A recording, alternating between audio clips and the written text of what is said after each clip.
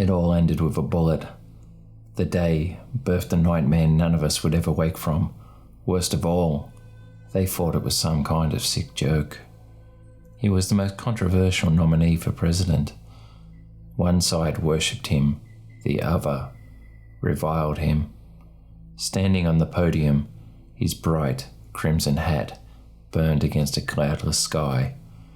He was his usual self, grinning, sneering, and mocking his opponent with his outlandish flair. Then, 9 gunshots cracked through the air, sharp as a butcher's cleaver striking a bone.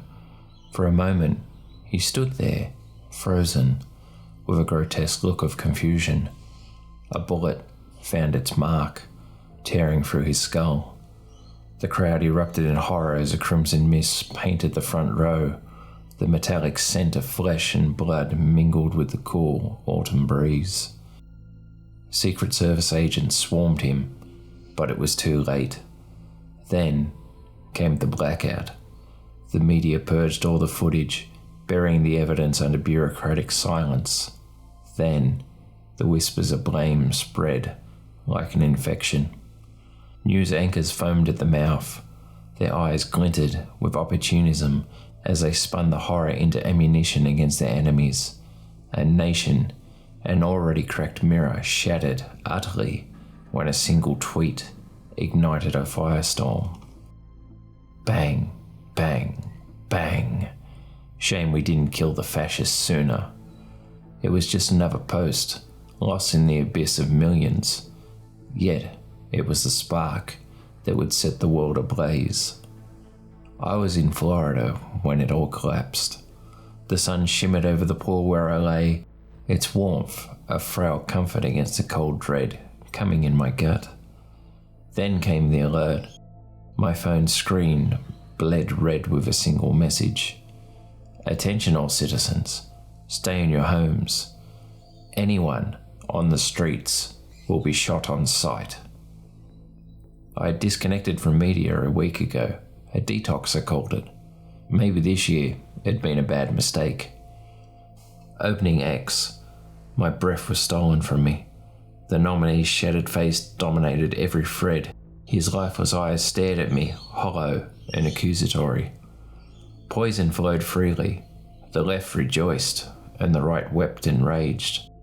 Protests and counter-protests boiled into full-scale slaughter. Cities burned, militias rose, and the government collapsed under the weight of its own division. The military was fractured. Its soldiers turned against one another. California fell first, swallowed by fire and flesh-hungry mobs. Nowhere was safe, so I did all I could do and run.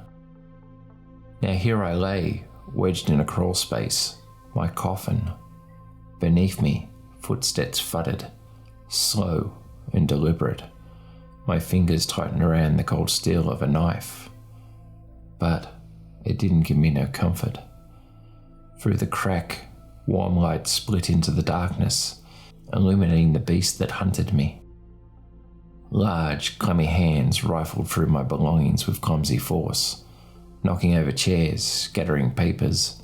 The thing lumbered, its breath laboured, wet and obscene. "I can smell you," it wheezed. "Come out, little piggy." There was a crash. A ceramic ashtray shattered inches from my face. My pulse hammered against my ribs. The steps grew louder and closer.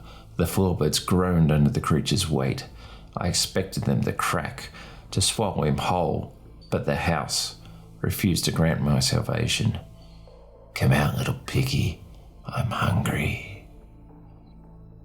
Then the light shifted, blinding me as it poured through the crack. I squeezed my eyes shut against the onslaught of white-hot agony. There you are. The light dropped and repositioned itself to my face. My stomach twisted in knots. His features were wrong, stretched and stitched together like a patchwork of flesh. Loose, rotting skin dangled from his cheeks, slewing off in large, putrid strips. his nose shattered and crooked. It jutted out awkwardly from swollen cartilage. Greasy strands of hair clung to his clammy forehead. They fell out from a grimly blue cap. Then it hit me. This wasn't his face. It was many faces, a mask of stolen flesh stitched together with black thread, still wet and leaking. His fat pink tongue slithered through the slit of the mask, flicking against his lips like a serpent tasting the air. Then he charged. The drywall exploded around me, dust choking the air as I reeled back in panic. My ears rang from the impact. When my vision cleared, I saw him sprawled out on the floor, his skull cracked against an exposed stud in the wall. He twitched, but remained still, forcing my breath into silence. I crept past the grotesque bulk. Each step felt like an eternity. My fingers trembled as I reached for the doorknob. So close. "Where are you going, piggy?"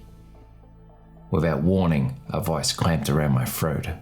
His greasy fingers dug into my flesh.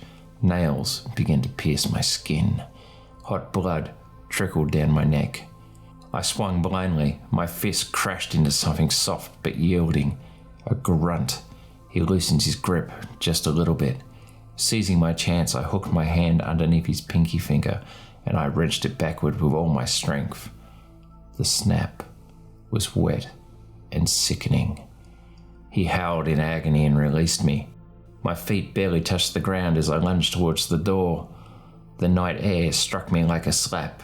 Cold, intoxicating.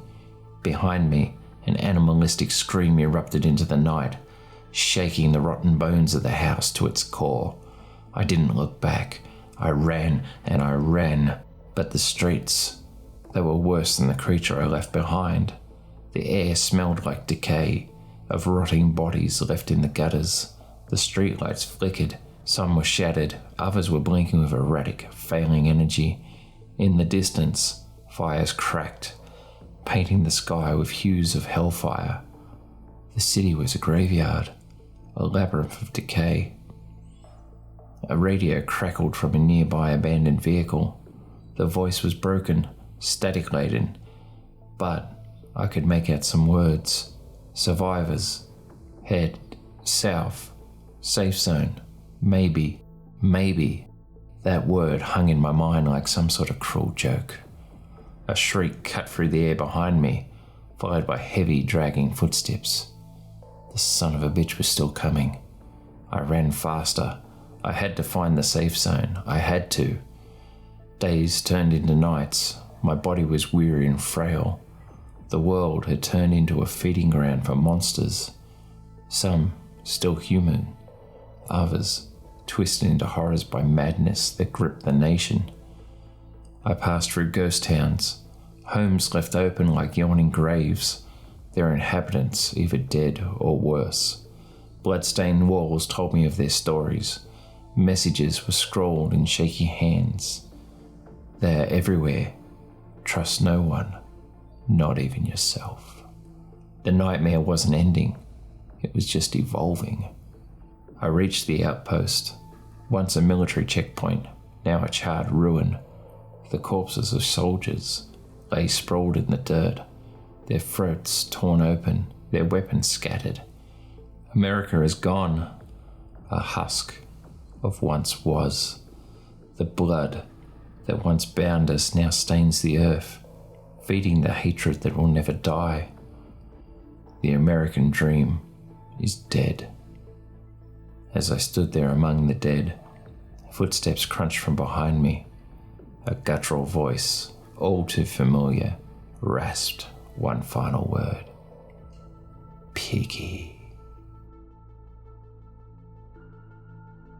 Thank you for watching. I hope you enjoyed today's tale.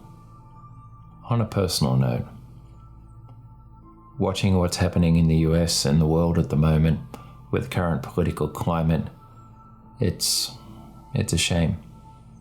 I'm starting to feel like that we're forgetting to see people how they really are and who they are.